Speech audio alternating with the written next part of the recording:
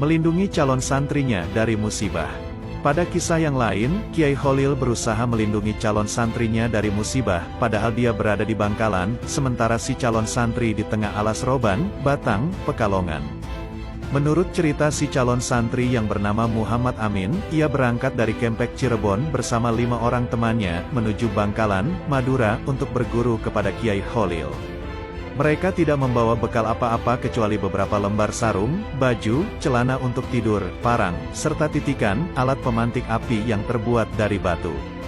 Setelah berjalan kaki berhari-hari, menerobos hutan dan menyeberangi sungai, mereka sampai di tepi hutan roban di luar kota Batang, Pekalongan.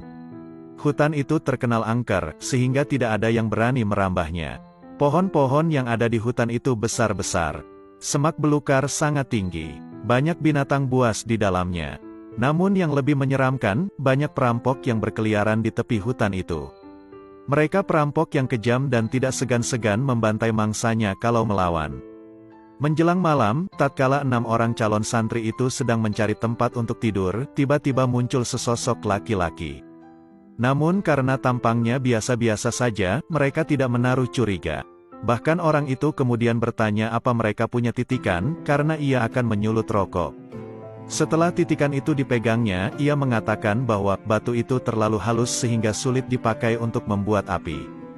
Masih perlu dibikin kasar sedikit, kata orang itu sambil memasukkan batu tersebut ke mulutnya lalu menggigitnya sehingga pecah menjadi 2. Terbelalak mata 6 orang calon santri itu menyaksikan kekuatan mulut laki-laki itu. Mereka gemetar ketakutan. "Serahkan barang-barang kalian," hardik orang itu. Amin, yang paling berani di antara mereka menjawab, "Kalau barang-barang kami diambil, kami tidak bisa melanjutkan perjalanan ke Bangkalan." Mendengar kata Bangkalan, orang itu tampak was-was.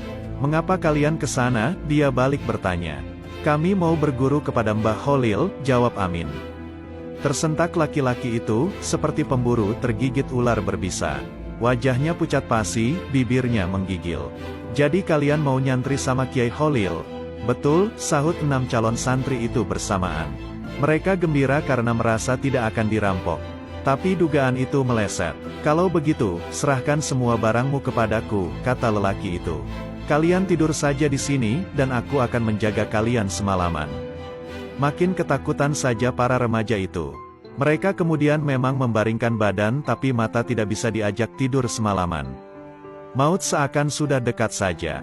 Keesokan harinya, selepas mereka sholat subuh, lelaki itu mengajak mereka pergi. "Ayo kita berangkat," ujarnya. "Kemana?" tanya para calon santri. "Akan kuantar kalian keluar dari hutan ini agar tidak diganggu oleh perampok lain," jawabnya tampak ramah. Dalam hati mereka bertanya-tanya apa maunya orang ini. Namun sebelum pertanyaan itu terjawab, orang itu berkata, "Sebenarnya kalian akan aku rampok, dan menjual kalian kepada Onden Ming untuk dijadikan kuli kontrak di luar Jawa. Tapi ilmu saya akan berbalik mencelakakan diri saya kalau berani mengganggu para calon santri Kiai Kholil. Sebab guru saya pernah dikalahkan Kiai Kholil dengan ilmu putihnya." Maka 6 remaja dari Kempek itu kian mantap untuk nyantri ke Bangkalan. Terlebih lagi baru di perjalanan saja untuk menuju pesantren Kiai Kholil, mereka telah memperoleh karamah dari pemimpin pesantren tersebut. Kedua